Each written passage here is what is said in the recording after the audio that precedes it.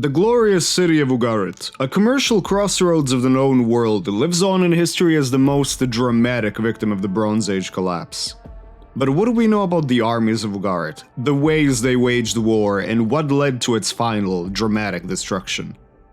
Before we answer these questions, let's take a look at its history, why this small kingdom was so important, and what legacy it left behind. Scholars have read about the renowned kingdom of Ugarit and many tablets found in other kingdoms, but nobody really knew where it was.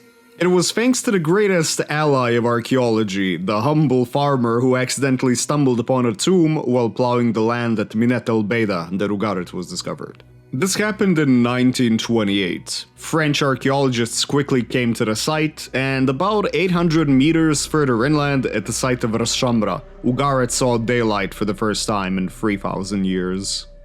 This area has been occupied since the Neolithic, with some settlements disappearing without explanation, but most of the archaeological work done is related to the Bronze Age, and naturally, that's what we're going to be focusing on in this episode. The Kingdom of Ugarit had an extremely good geographical location. It was a gem of the Eastern Mediterranean, a true crossroads of the Bronze Age connecting the East and West through trade. It occupied a vast, fertile, and defensible territory of approximately 2,000 square kilometers along the coast with multiple ports. Further inland, about 200 villages were located around this prosperous city. Over 500 clay tablets were discovered in Ugarit, written in many different languages. Akkadian, Egyptian, Neshi, aka the language of the Hittites, and Hurrian. But there was also an unknown language. It was deciphered, placed into the northwestern Semitic group, and called Ugaritic. It used one of the earliest alphabetic scripts known, except that there were actually two alphabetic scripts in the text. One with 22 signs like the Phoenician alphabet, and another with an extra 8 signs. These Ugaritic tablets are so important to us. There's a whole branch of scholarship known as Ugaritic studies, and because of them we can not only reconstruct the city of Ugarit from the ruins, but also the daily life of people, messages exchanged between kings, merchants, and other officials, epics of literature, and different religious aspects. We can also reconstruct the last days of the kingdom before its brutal destruction. Two important examples of literature which helped us further understand Canaanite religion comes from Ugarit, such as the legend of Keret, the son of El, father of gods, men, and beasts, and the cycle of Baal and his battles against the sea god Yammu and the god of the underworld, Mot. Ugarit exported many trade goods such as ivory, dyed wool, linen clothes, oil, lead, copper, silver, and bronze objects, including weapons. The city was renowned for the quality of its weaponsmiths, where they produced different types of axes for both military and religious use, as well as swords ranging from different Anatolian short swords, long swords, and even as some theories have it, the infamous Nawetu longsword, a deadly weapon of European origin. Another longsword in the Italian style with a cartouche of the Pharaoh Merneptah was found in Ugarit.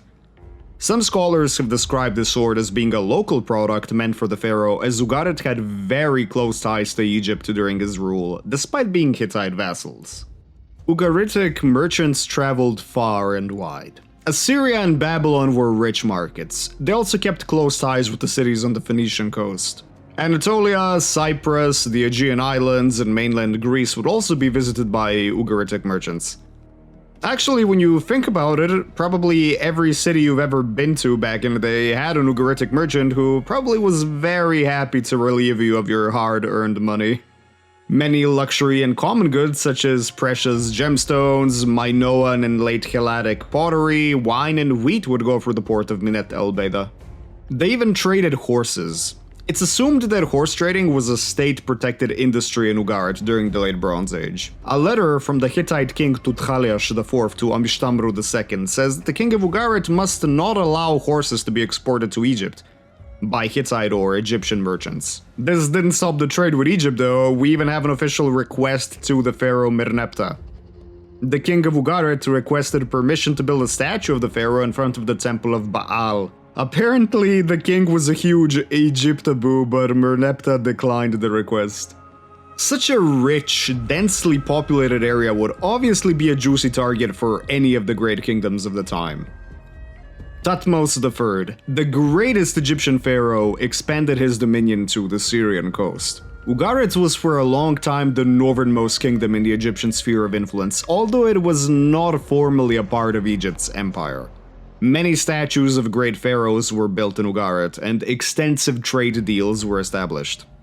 Ugarit became part of the Hittite Empire around 1330 BC, after Shupililiuma I's military campaigns, which broke the power of the Kingdom of Mitanni, the dominant power in the area that led to the conquest of North Syria.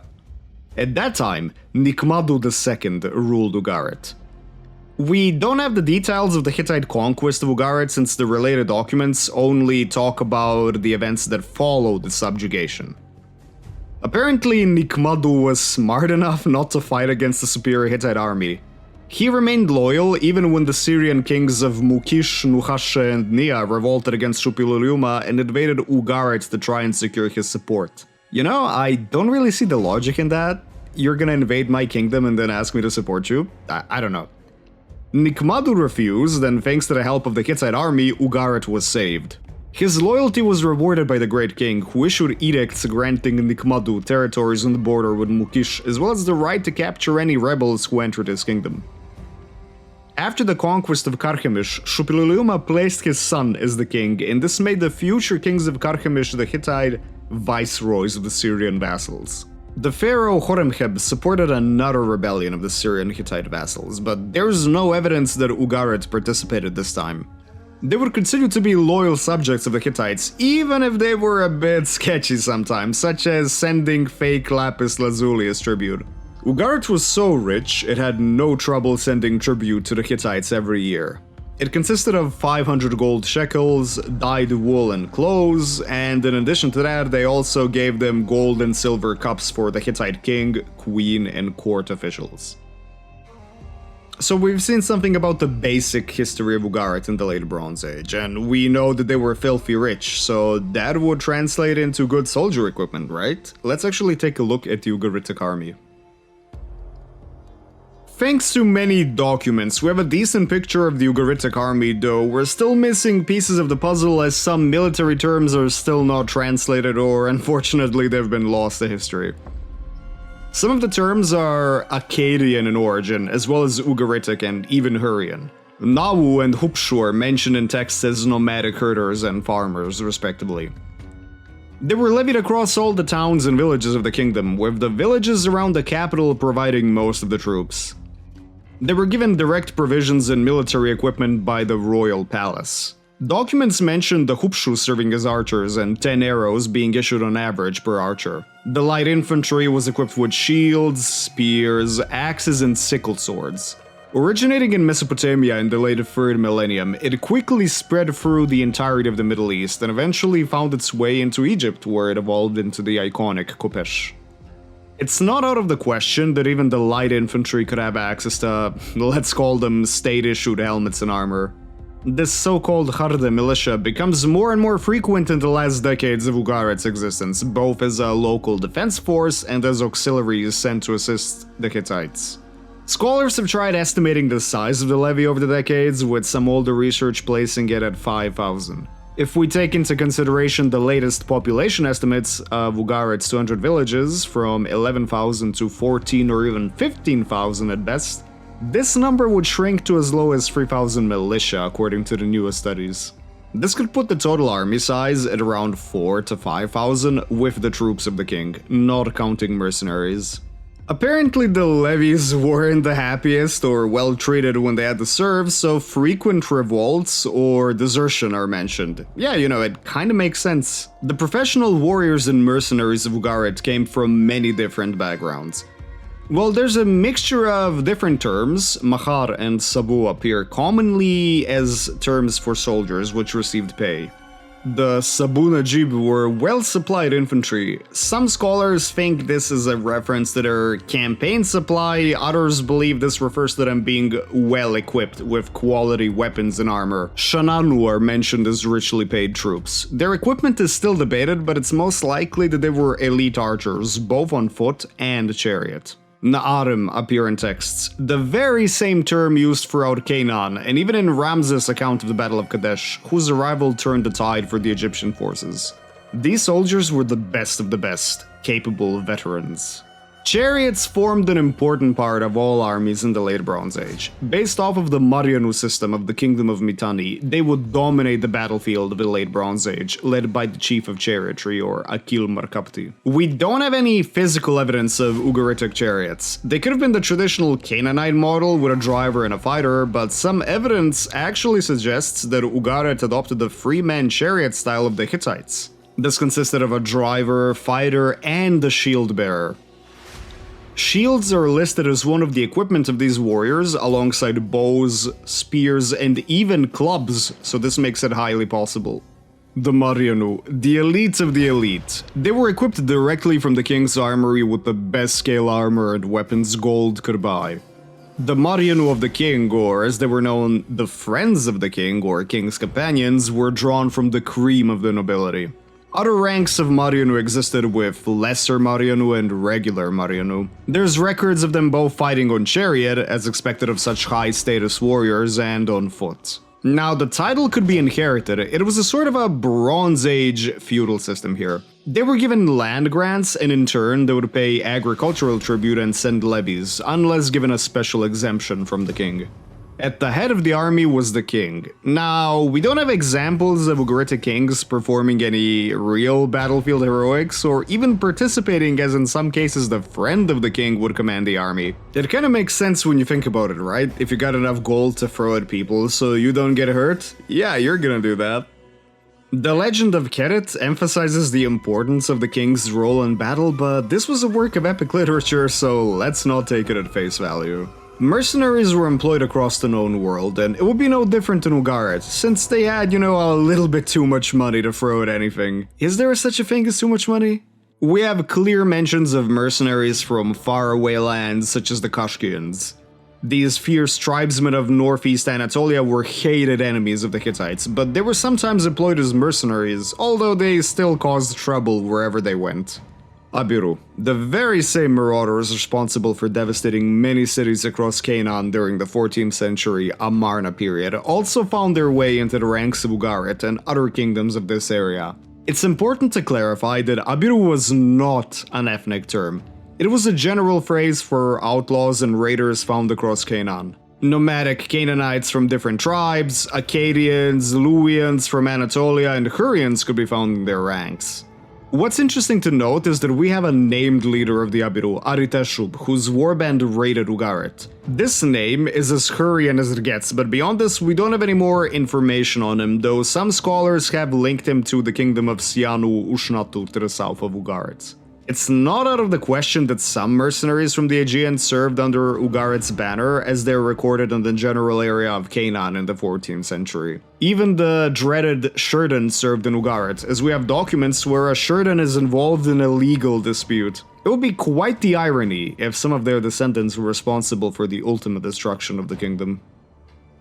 As we've seen, Ugarit was a very rich kingdom during the Late Bronze Age and had a capable military. However, they weren't glorious large-scale conquerors. At first look, it was just a merchant kingdom, but they were no strangers to war, as we've seen with the Syrian rebellion. The Ugaritic army was far from powerless, but they preferred to avoid large-scale confrontations if possible. The kings preferred to pay for military alliances and protection, as we see in the treaty between Aziru, king of Amuru, and Nikmadu II. The king of Ugarit paid 5,000 silver shekels in exchange for protection, and for Amuru to abandon its claim on Sianu Ushnatu, a vassal of Ugarit. This alliance lasted a very long time. As we see in the next century, the armies of Amuru marched to Ugarit's defense against the Umanmanda, an Akkadian term which translated means a horde from who knows where. Yeah, I think that's a pretty descriptive name. Some claim they were from Anatolia, from the Hurrian lands, or even the northern borders of Mesopotamia.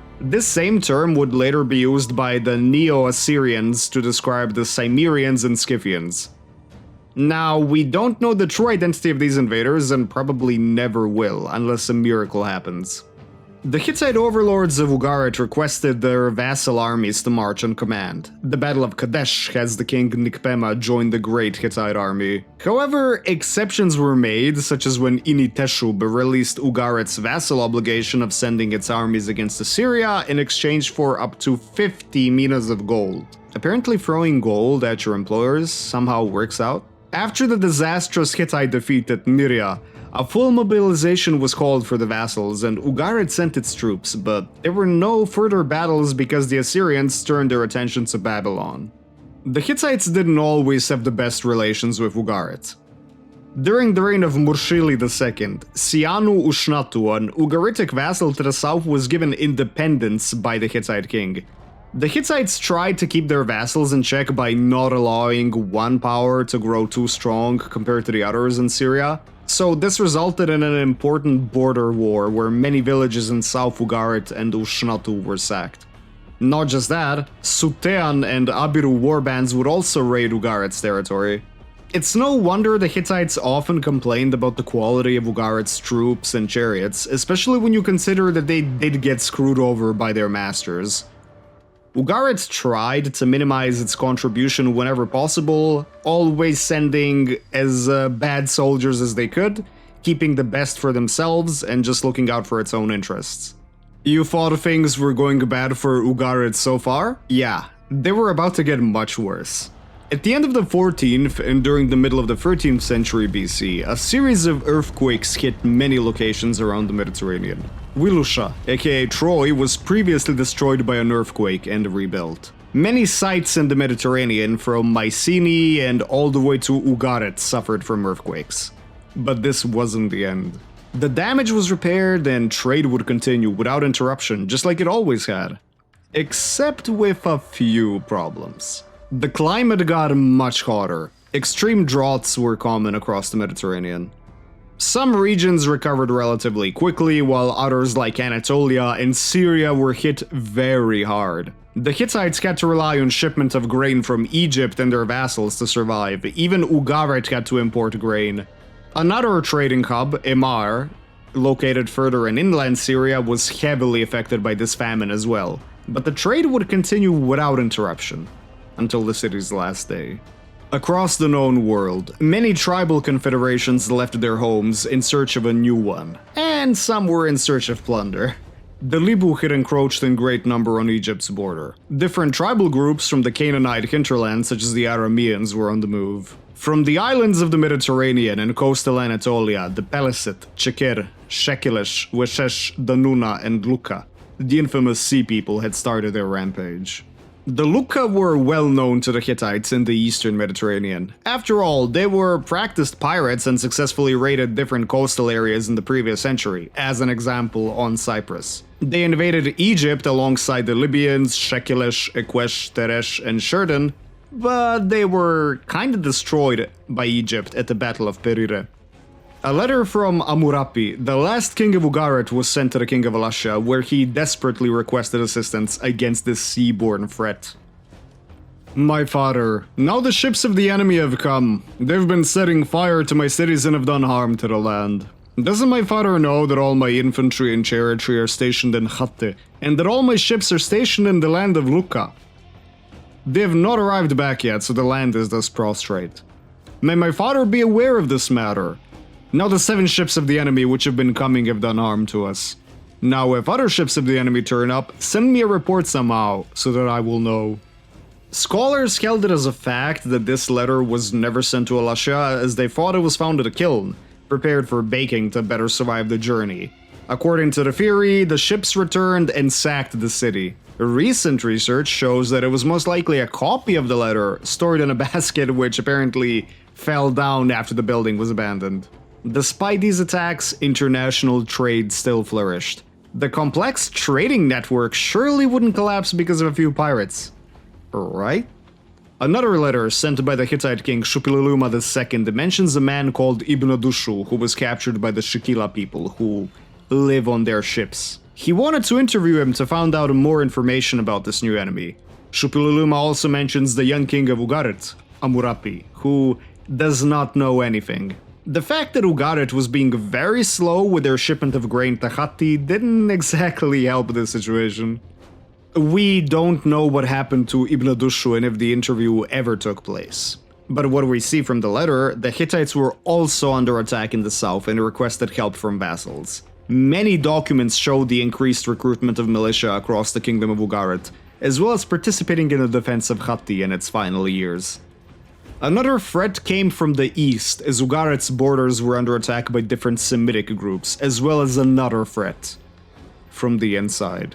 Many of the populace was dissatisfied with the military requirements, starvation, and, taxes didn't really help. It comes as no shock that a part of them would raid on their own or even join these new invaders. Eshuwara, the governor of Cyprus, explains this in a letter to Ugarit. As for the matter concerning the enemies, it was the people from your country and your own ships who did this, and it was the people from your country who committed these transgressions. I'm writing to inform you and protect you. Be aware. He then adds that there are 20 enemy ships, but they have gone off in an unknown direction.